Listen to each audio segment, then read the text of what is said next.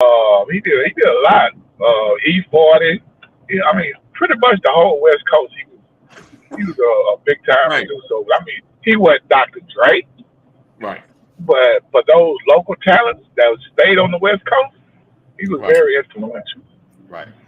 That's big. And he did some movie scores too. He did some Right. movie scores. Because that was a big one too. Minister, I couldn't yeah, remember the Minister name, but Society. right. He had some stuff on Boomerang. If you look up the credits for the movie Wow. Boomerang with Eddie Murphy, he did Yeah. some stuff for that. Yeah. Got to pause, go back and see some of the credits of the movies and stuff. All right. Oh yeah, You know. DJ Quick got some money now. Don't let him fool you know. Right. All right. Good morning, Mama Corey. Good morning, Lisa. Good morning, everybody. Remember Good Robert? morning, everybody. See Lisa? I see. Oh yeah. So make sure you share. Sharing is caring. We got Earl T in the building. We're talking about the power of budgeting. I got a lot of questions. Earl T. Murray, Esquire. Earth Esquire. You gotta It's say on the third. train. On train. 1, 2, 3. All right. So we're gonna drop the intro. We'll be right back. And make sure you share. Sharing is caring.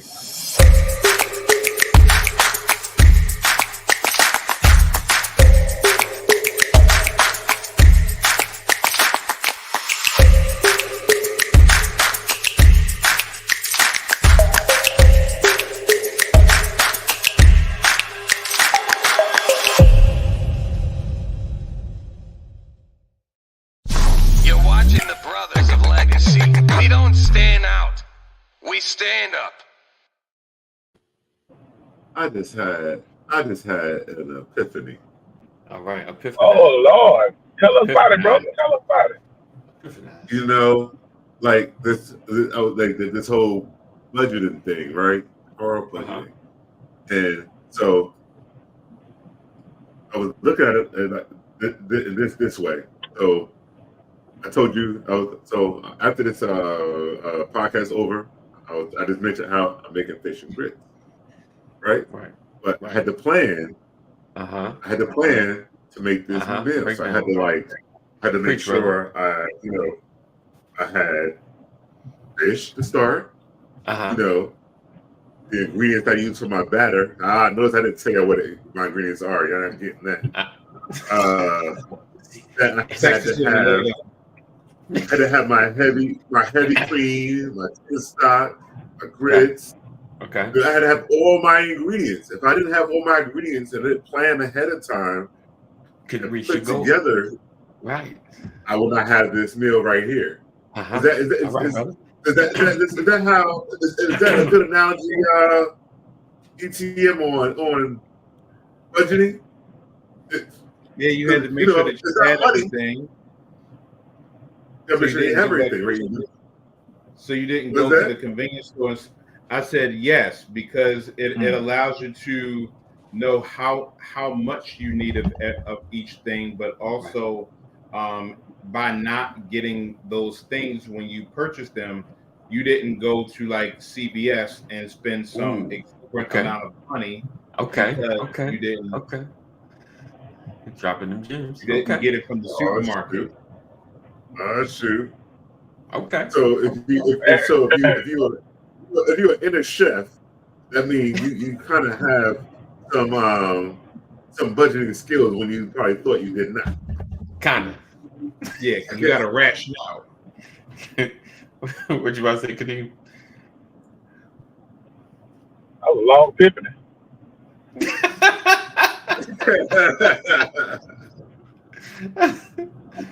Hey, Larry, Yeah. just don't forget you got some power too, brother. So if you're feeling it, go ahead, do it.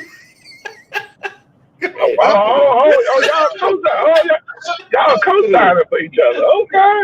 Go ahead, do it, brother. If you feel like, I'm just saying. I ain't saying. Was like that? Was that? I mean, I thought we were just gonna stick with the fish and grits, and then we get to the batter and that right? But hey, good start though. Let's see. So Rod says That sounds like more. That sounds a little more like planning. Planning, you know, your end goal, and you work towards it. True, true. So let's kind of dig into budgeting is still a plan. Okay, Earl says budgeting is still a plan. So with that, right? Because you know, Rod had put something up in the group. You know, like long term, short term. Hold on, real quick. Let me see if I can pull it out. Strategies versus tactics. Where you're going and where you are today. One of the, to me though, the big challenge is I have a goal, but I gotta live today. You know, I have a goal. I have stuff I want to accomplish, but I gotta live today. At the same time, I want to live and then enjoy a little bit. You know, you know, like you know what I'm saying, like work, sleep, eat, work, sleep, eat, work. I mean, it's I get it what we're building, but how do we at least enjoy life while planning for the future? If that makes sense. See, that's not fair. That's not fair because you can't enjoy life. You plan for the future. You can't. What's up, Jeff? So you got to plan them both, don't you? So I'll be like, it's like, oh, I want to do this, but you know, we can't do that because we need to take care of this, and then we got to make sure we prepare for the kids' college, you know, and all the other stuff. So like, you can't have. So how do you? Like, what do you? So just going forward, right? Like, my biggest thing for all of us, I believe, is the. Let me do a little bit because he's hitting the throttle on that. My biggest thing is going from in your parents' house or with some covering to working, you know, and how do you create a discipline where you always have a budget mindset, if that makes sense, you know, and, you know, not and saving for your 401k and putting stuff in, that's in a sense easy because you just said it and done and, you know, it just comes out. Even if you need it, I can't get it now. You know, like it just, even if you wanted it, you just, it's gone. You know, you agreed that this amount was going to come out. That's easy. You know, yeah. Like if things was just set on automatic, you know, I wouldn't need to try to discipline myself for a budget because it's gone. I can't touch it for a month. You know, like there are systems in place that you can't touch. For the most part, 401k is the only thing that long term takes work. Even if you want to take a loan out, you got to call, you got to go through a process. You know, it's like there are steps in front of you to keep from you ruining your budget or taking away from your future. Let's do it that way. But in the present, what are some of the ways? How do you start off? Let's just start basic. How do you start off with a budget? All right. So first of all, budgeting starts off in the mind. Okay. And so for many of us, and I can speak for myself, for many of us, we had the budget because we didn't have. And so because we didn't have, our thought process of budgeting is what I can't have. And so you have to reposition yourself in terms of what a budget allows you to do is to prepare you, whether the present or the future, to what I want or what I can have. And so a budget is simple. Before I go there, what I tell people, instead of looking at budgeting from a place of lack, look at it from a place of my financial freedom plan, or look at it to my, you know, whatever that I want to get to plan. It's just a budget is just a simple, what your goals and objectives are transferred over into numbers. That's just it. Goals and objectives transferred. All right. Say that one more time. Yeah. So a budget is just simply your goals and objectives transferred over to numbers. So your goal is to make sure that you maintain your home. boom, Right. that means that you're in a numeric terms, that's your that's your rent or your mortgage or your other household expenses. Your goal is to make sure that you have enough for your kids. So, whether that's, scholarship, tuition money, clothes, whatever that goal is, it's just transferred over into numbers. Right. And so for some of us, it's just redefining what a goal is for ourselves, or really kind of upping what those goals are, so that you can say, so that the money you're looking for can transfer to it. A lot of times, many of us, we get caught up in budgeting, and I can speak for myself, for a lot of times there's a lot of things that we did not budget for. Right. And when we don't budget for, whether they're emergencies or things that come up or things that we want to do, then we find ourselves either one having to, put stuff on credit cards, and I'm not opposed to it, long as you manage those effectively, or you just either you save for it, or you have the disposable income to be able to take care of the expense. Okay. So those are some foundational ways that I would say in terms of budgeting. Now, you asked me to repeat to me what your question was, because I know Who, me? you repeat to me what your question was. I just starting off. What is the budgeting basics? Yeah. So starting off with a budget, one thing I tell people is to list out what all of your expenses are. Right.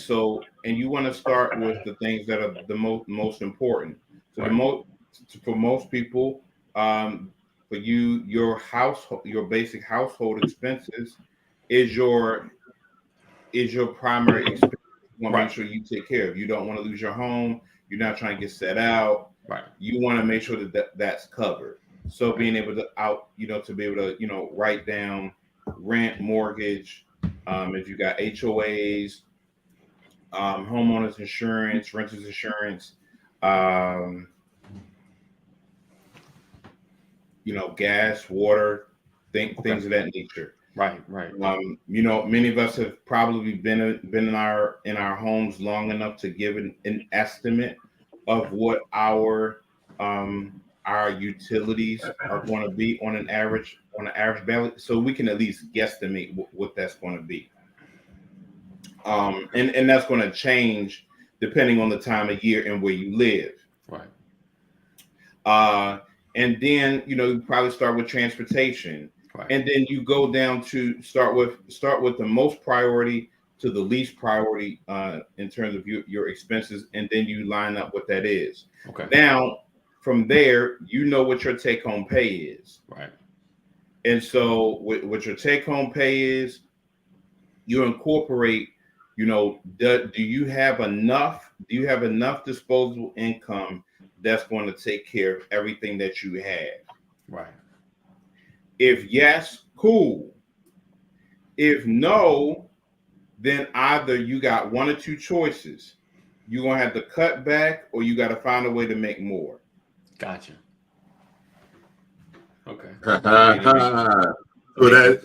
that is a goal. That is a thing. Find a way to make more. It is a thing. So cut back isn't an option. So some people will tell you, oh, you need to cut back. But the reality is, depending on, where you live, what your current situation is, sometimes you cannot cut back. Right. If you can't, sometimes you need to, but sometimes there's some people in their certain situations, you need to go out there and make more money. Right. And whether that's for you to go out there and get another job, or you need to go start a side hustle, you need to, get a business or a second job, whatever that combination of things are, then those are the things you may need to consider. Right. To be able to cut to cover your deficits. Now, as you are making more money, sometimes there's additional expenses that comes along with that, and that has to be factored in as well. Right. Okay. Okay. So Jeff says something interesting. He says, I have a separate checking account that I use for different budgets. For example, right now it's called Julia's wedding. He said, when I get paid, transfer X amount every month into it. So by next September, I should have enough to pay for it. Correct. So he has a line item. Okay. He's created a line item in his budget, Okay. and he says, that's for Julia's wedding. And whatever that amount is, he's treated it like an expense, even though the money is being stored up somewhere. The final expenses for Julia's wedding, he's probably going to need it. They may need it along the way before next September, Right. but at least the money is being stored away every month. Right. So if Julia come and say, "Hey, Dad, we need $2,000 for the wedding, for the wedding planner, or I need a about to pass out. or I need to go and get my dress now," Right. then he's already treated it that way. Right. So I'm gonna ask Jeff. I'm gonna ask you, Earl. But did you grow up seeing a budget done? Like Jeff, I want to know, did you grow up seeing a budget done, or did you kind of get knocked in your head, figured it out, or were you taught, then got knocked in your head, and then realized, oh, they was on to something? So, and you guys too, Kaneem, do you kind of do a budget?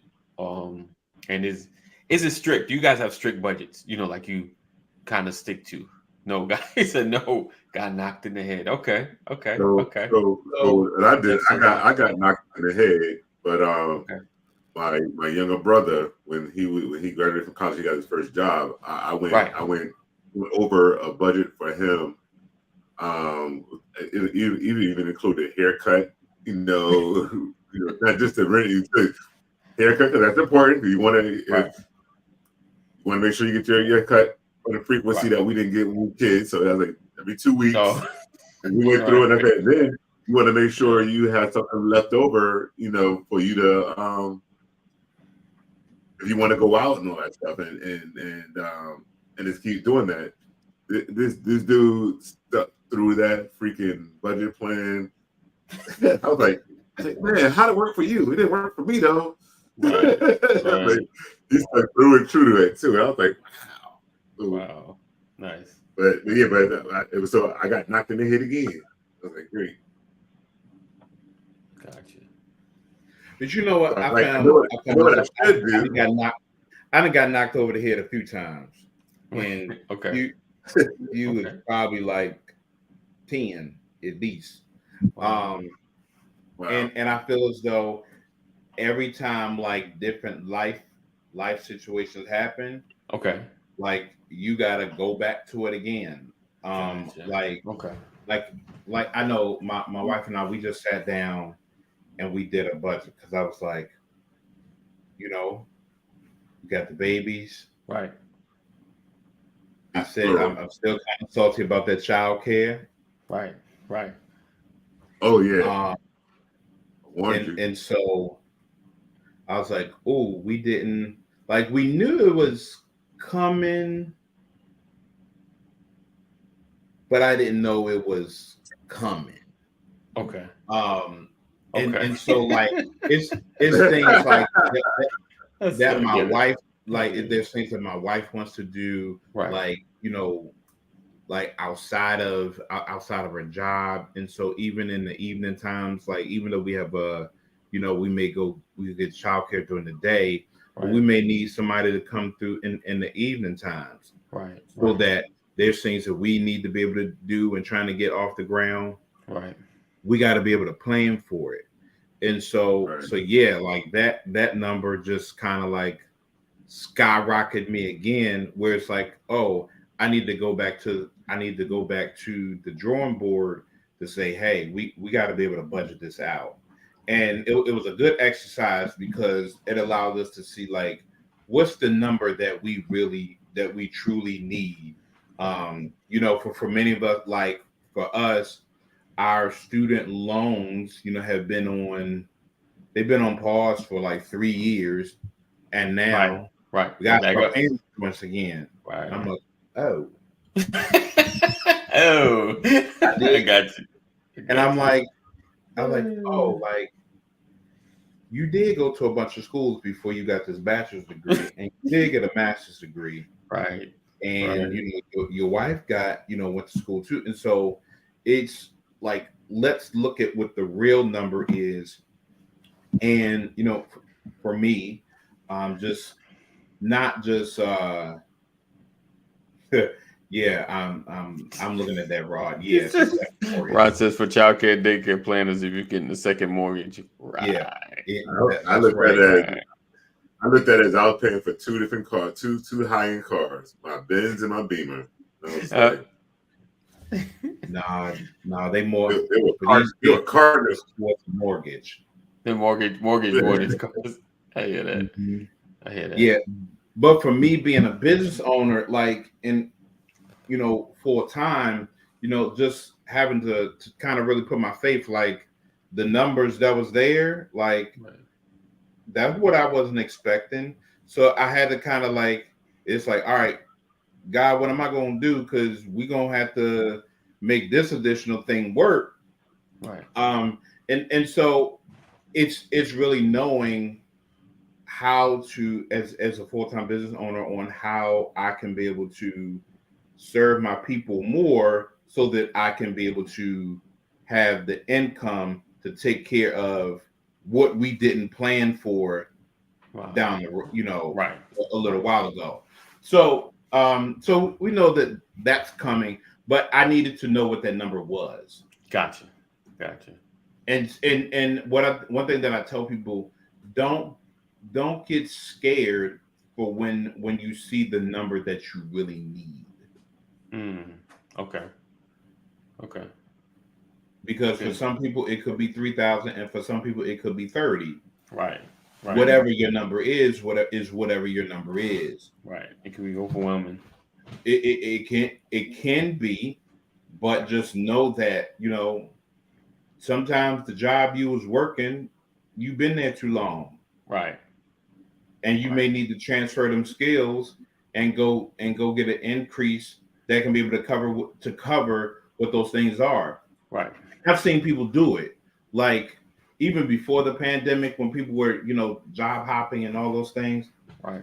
I've seen people, okay, I've mastered everything at this level. Right. Then let me try to go get a job, maybe in a different sector doing Right. And I get the money that I need. Gotcha. So Jeff said, and this is nice. He said another thing that worked for me. At one time, I took a letter envelope and put it in the safe and got several, over several years. I put $20 here, $15 here, $100 there. He said it accumulated to $13,200 cash. That nice. I love it. Ain't that nice? Kaneem. Yes, sir. What's budgeting look like to you, brother? Is it strict? Is it flexible? Does it get thrown out the window? Well, I say it's consistent. Okay. I just every time, how we got it set up is every time we get a deposit, right, no matter what it is, it put $20 into our savings account. Okay. So automatic. That's good. Yeah, it's automatic. Anytime we get a deposit into our account, right, $20. Whatever it is always $20 going to our savings account. But our savings account, that particular one that I'm talking about, right, is for our vacations. Gotcha. So that way we always saving for a vacation. So when we plan one, we already know. We just got to look in our savings account and see where we at, and then we can project where we gonna be at in the next. If it's in 3 months or 6 months or 12 months, it just depends on where we trying to go and what we trying to save. Now that's just the minimum. I mean, we can put whatever else we want in there if we really trying to do something spectacular. Right. But I mean, if we average, say we average maybe 10 deposits per month, Right.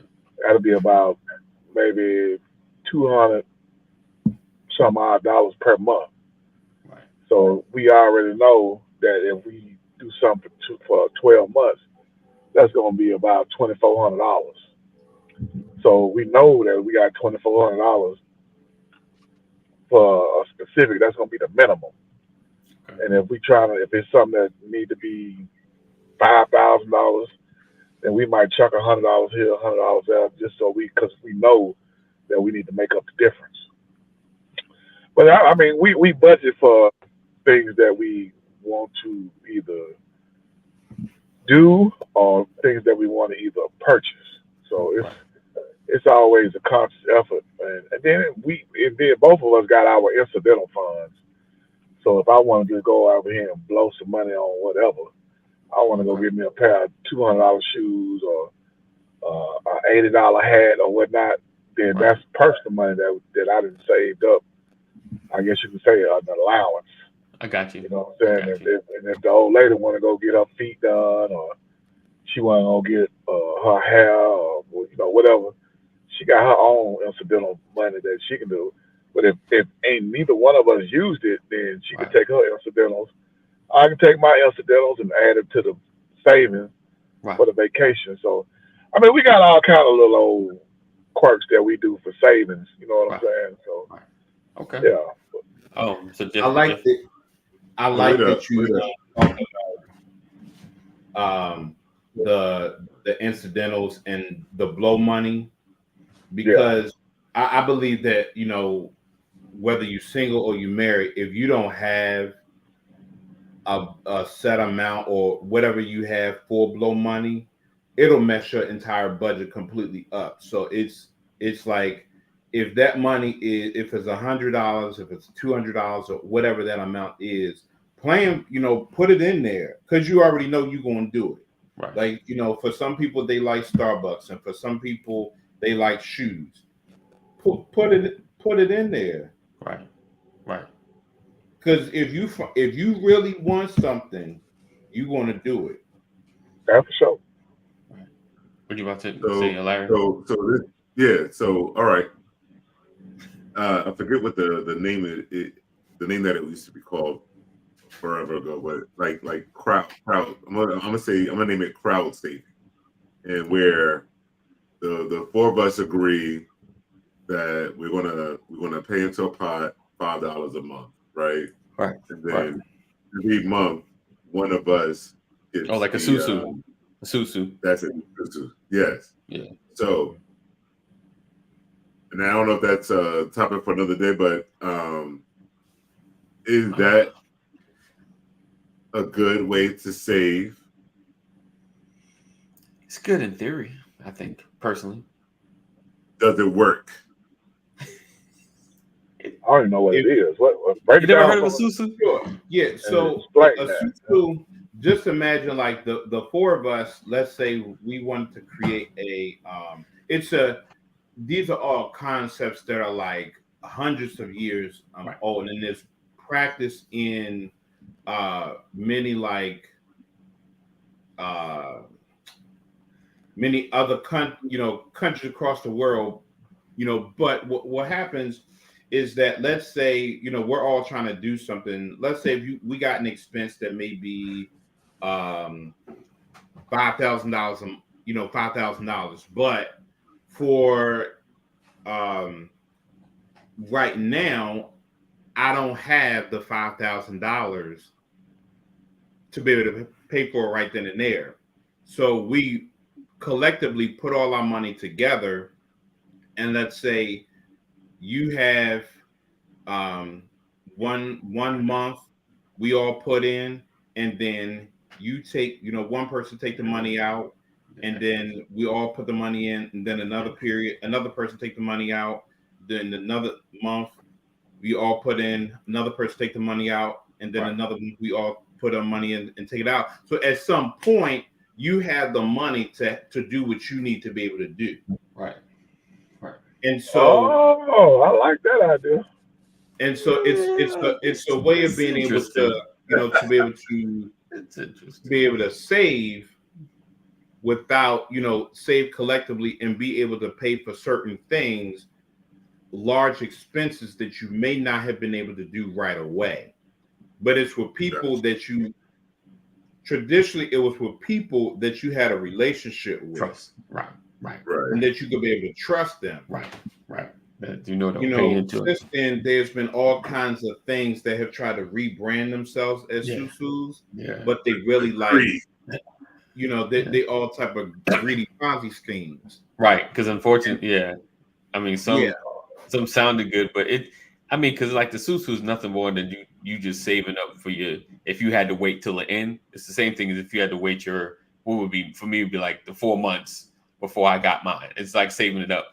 Only the biggest blessing benefit is whoever's the first one to get the Susu, gets to at least enjoy the money first. But but you remember, I'm still taking, let's just say $100, make it a bigger. We're trying to reach the 5. I still got to put in 100 or $500, because I'm still in it. I can't get out. I've cashed out, but I can't get out. So that's what he was saying. Like it's got to be within a trusted community, a really trusted community, because getting out is like you can't get your pot and leave. Black Americans ain't gonna do that. We've done it. They've been done in certain communities. That's probably why I ain't never heard of it, because ain't nobody. It'll start, right? You know what? It'll start. I'm saying, y'all know about it, right? Right. Yes. Everybody that's there, us 4, y'all 3, and now me. Yeah. Y'all know about it. Yeah.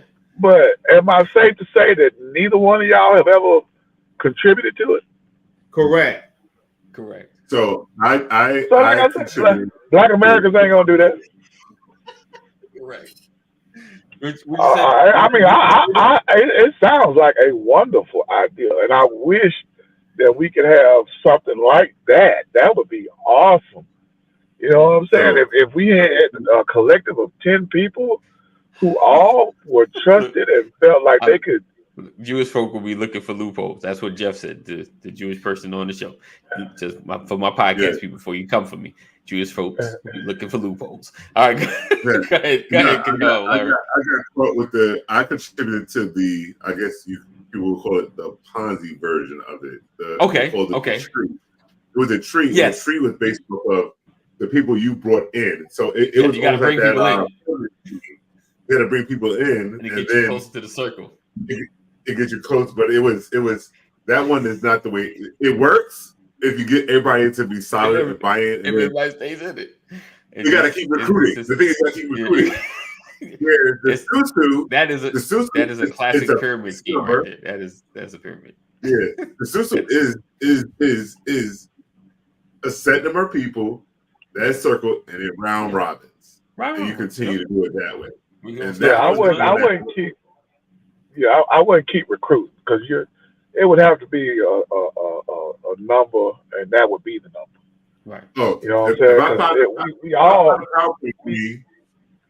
If I find a PowerPoint and I presented it to you the way it was presented to me, you would be like, let's go. I got 4 more people I'm ready to bring in. Because I got asked to get in one of those as well, and I was like, my problem is, what about if it falls apart by the time I get to the circle? I'm out. And worse, honestly, worse is I got Kaneem, I got Earl, and I got Larry in this, and this joker falls apart. and worse, I get paid, and they're close to the circle, and they fall apart. So yeah, I was like, that's the whole key right there. Yeah. Whoever introduced you to you didn't have no faith in what they were saying. Right. So no faith. Right. My credit is ruined. Shot. Yeah. So yeah. So Earl, the Susu method, not the Ponzi one, the Susu method is okay, but I don't know, that budgeting, is that planning for money in the future? Well, Susu is really like a way of savings. Yeah. Okay, cool. There we go. Yeah. I might try that with my kids, man. That sounds pretty good. That sounds pretty good. I You're gonna think be paying there. I think for the purpose of, okay, like Kaneem. So Kaneem, one of his big, hairy, audacious goals, I'm gonna put it out there just in case Jeff gonna get your checkbook out. Is looking into building like a collective to buy apartment complexes, right? Yep. That's just one. I know you probably have others. That's just one of them we talked about. So a susu where people contribute in a certain amount of money, and we look down like it'll take us this long to get to that number. You know what I'm saying? Something like that, I would be more interested in instead of as opposed to just the savings. You know, like I get the 400. The next month, Kaneem get the 400. The next month, Earl gets the 4. You know, instead of that way, at least collectively, money's going somewhere for something greater that will be long lasting. You know what I'm saying? That would turn into something. So so I know we're off topic, but I always think about if we was to do a susu like something, it'll be for that purpose as opposed to. But you are correct. So if you was doing it that way, yeah, and you had let's say you had $1 million property, right, and you know it's going to take you $100,000. So if you got 10 people putting in a certain dollar amount, right, let's say maybe I guess $1,000 a month, right, yeah. But so at the end of 1 year, you should have your down payment. right. You know what I'm saying? And then you guarantee each one of them individuals, right. Maybe you give them 2%, 3% equity in the property, but we still got it going on. Right. So when the time for the next one, when they transfer it over and buy their own property, right. you can get them out of your equity. Right. Now if they have 2% in their property, yours is free from them. Right. And you just keep it rolling till everybody get to a certain number of properties. Yeah. And you transfer equity person. That way you always got money. You got a stake in the game, so you ain't a total loss. You know, you feel what I'm saying? Because I got equity in the property that you got, right. And I'm still putting money in over that 12-month period. So when my turn comes, I can buy my property and give you 2% equity. And that way you always got some stake in it. And then once you get yours, you out of my equity, and then you put it to the next property. And your equity just keep rolling from property to property. Right. Yeah. Oh wow. Oh. So Kaneem. everybody thinking. So so you know. If that makes sense. Oh, it makes perfect Absolutely. sense. Absolutely. Oh yeah. All right. All right. We revolutionizing the game now. Right. It's, Yeah, but I can't get Negroes to jump on the bandwagon. Don't nobody want to put no money in. Man. Kaneem, everyone got quiet though. They were like, That's what I'm saying. Your money ain't never gone because you got equity in the property. That's your collateral. You ain't lost. You feel what I'm saying? I have a checking and a savings account. I mean, nothing in the savings. But I got That you. concept for investing, that's another topic for another day, because so for people who are not exposed to it and don't know what equity is and how you can be able to build wealth through concepts like that, if they can't see what the dollar amount is, as Larry said, and your checking and your savings or your 401k, right. Then they like, where my money gone? Right. Yeah. Right. Yeah. Oh yeah, it'll go over your head if you're not knowledgeable about the concept. Well, I think not just that. It's a trust factor. It's actually being able to see it sometimes, you know, and we can be a little tunnel vision, you know, and can't see big enough. How do I get my equity? I don't know what you saying. What? I'm sorry, Kaneem, you can't see the comment. You can't see the comment. I can't see. What do you say? He said, how do I get my equity out of what you say? No. All right. Oh, so how do you I'm sorry, Earl, how do you free your mind to? How do you free up? I know you said you got to either spend less or find a way to make more money. But how do you lock into that budget? Like, how do you get to the point to? How do you get yourself in that mindset? You say it starts in mind. How do you get yourself in that mindset and trust it and let the process go? Like, what would be those baby steps, or those initial steps, or the longevity part, like to get to the end game?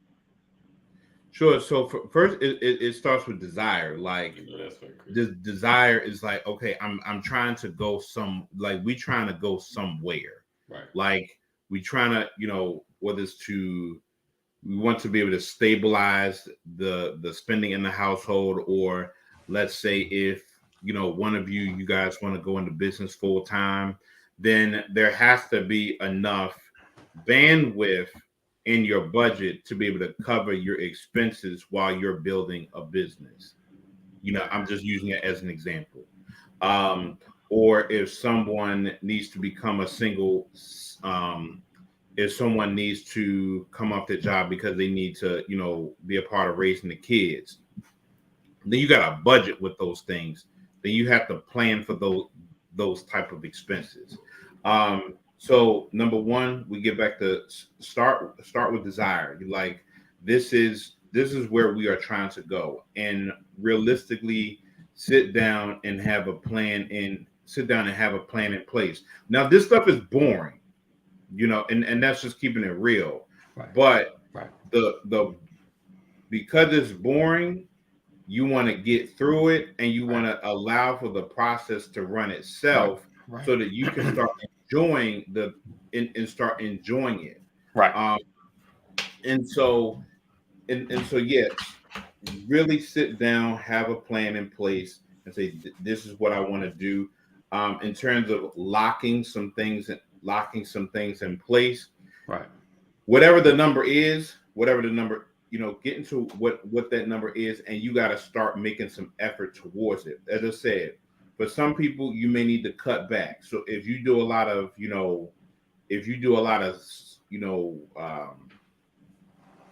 reckless spending, that's what I'll call it, then you got to be able to look and see where in your bank account that I can be able to cut these things out and realistically cut them out.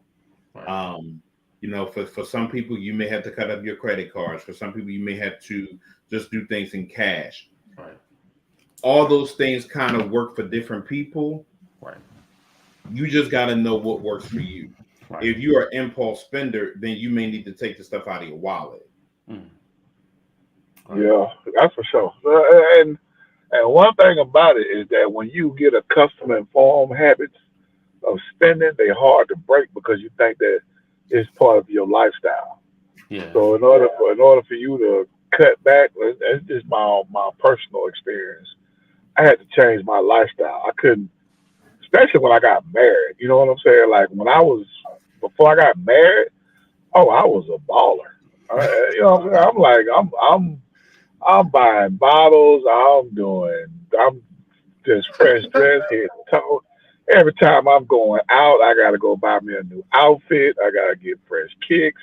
Right. I gotta be. I mean, it was just everything was just that. And then when I got married, I was like, I can't be doing that because now, I got a whole family I got to take care of now. Now instead of me buying myself fresh kicks and buying bottles, now I got to go buy 3 pair of shoes. I got to go buy 3 outfits for kids going to school. It was just totally different. So I had my lifestyle had to change, so my budget had to change. Right. So my thinking had to change. My compromise had to change. Right. Everything had to change when it came to finances, because it was just a totally different. Now I had responsibilities that I had to make sure that I prioritized them first instead of my entertainment. Now I had to make sure that our individual day-to-day life was decent. Right. Indeed. Good stuff, Kaneem. So proud of you, brother.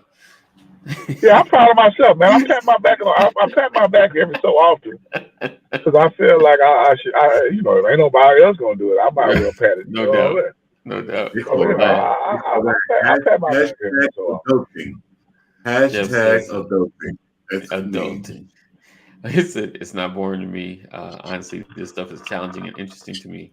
I get real serious when it comes to saving money and directing money in certain directions. I don't play when money is involved. Indeed.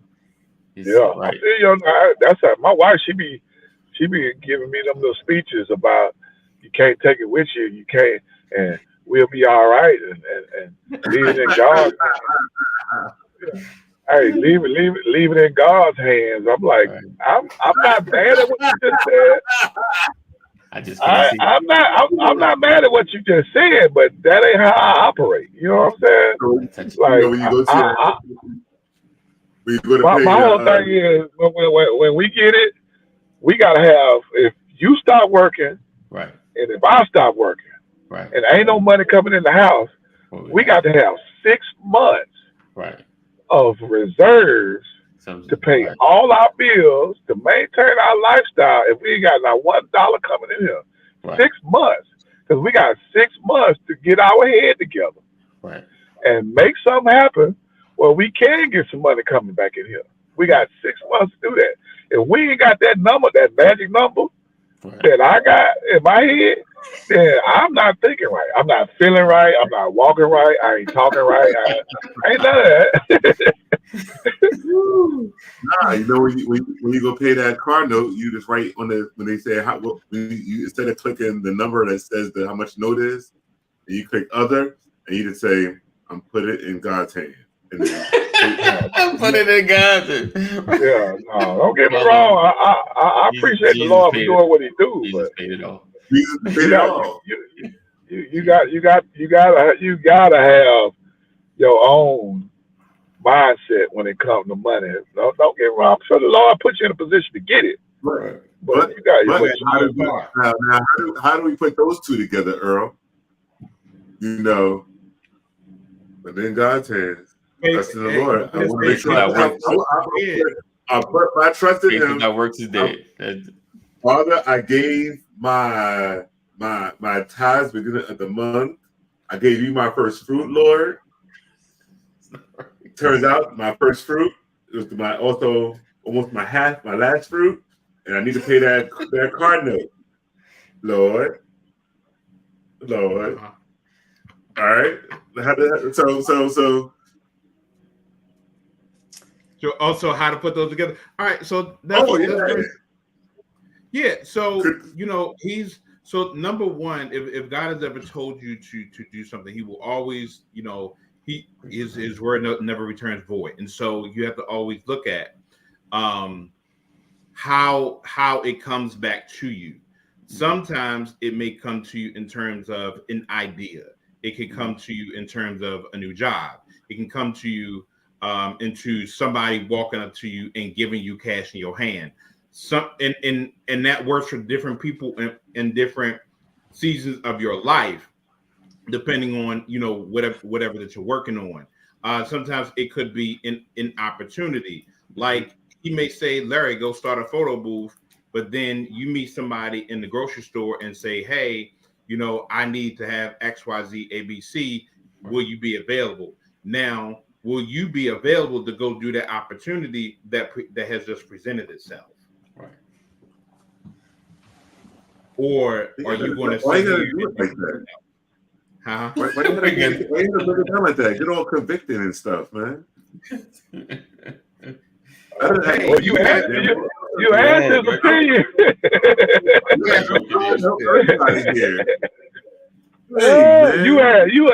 You asked Earl how he felt about the Lord and the money, and Earl gave you how he felt about the Lord and the money.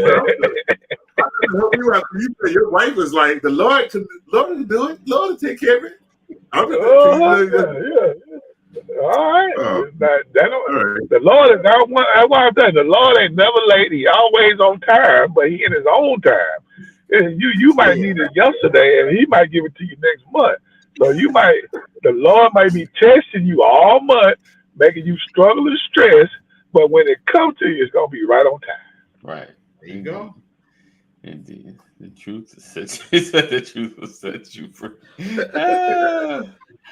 All right. So listen, I have my brother Earl T. Murray come through every Tuesday talking about finances. You guys make sure you connect with him. He has, if you're struggling with your budgeting, your planning, you're making that extra money, that is the brother you need to see. Earl T. Murray, let me see if I got any of his, I thought I had some of his contacts up here. It's just all social media platforms. There we go. Earl T. Murray III. Earl T. Murray the third. Third. Earl T. Third. Murray the third. All right, and Three of y'all them, get contact with us. We can, yeah. if you need a direct link for something, just holla. But Earl T. Murray the third. So we appreciate him sharing his knowledge, his information, all that he has. Continue to pray for him. He has those 2 babies, twins, two of them. So,